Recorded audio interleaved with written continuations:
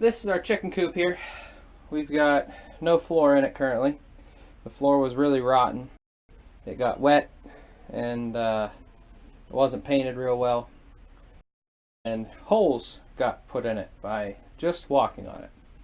So we ripped out the old floor. What we're going to do is we're going to get a nice sheet of plywood, put it over with some structural supports in here to kind of help, and then one in here to help where anyone would be walking.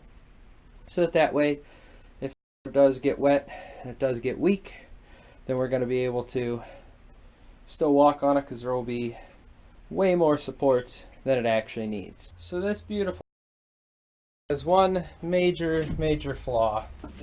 The major flaw to this beautiful shed is, and I'm not sure how well you can see it, but they built this frame first, put 1/2-inch plywood on top, and then maybe even over here you can see all they did was put the walls on top of it.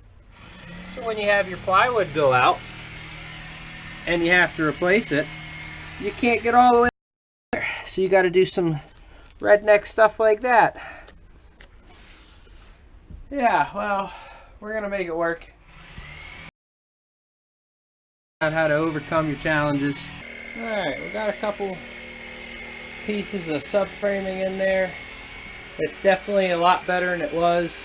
They're not straight. They weren't really cut right. They're not very good wood. But they're good enough for the floor of a chicken coop. And I'm not trying to win any awards here. It'll hold up just. Next we're going to throw on top of it some plywood and paint it, and that should be it. The floor is finally put in. We're going to paint it with some paint that's supposed to be used for kennels for dogs. We're going to paint the floor with that. Hopefully it'll keep it strong enough.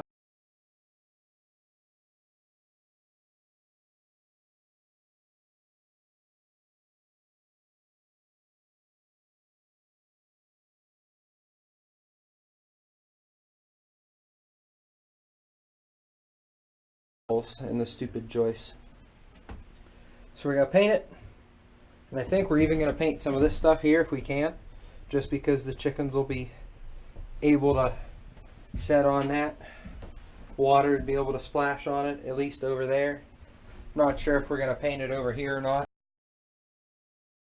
For this grating that in the wintertime you put down so that way wind doesn't get up underneath your chickens, but in the summertime you leave her open so that way you don't have to clean up as much droppings.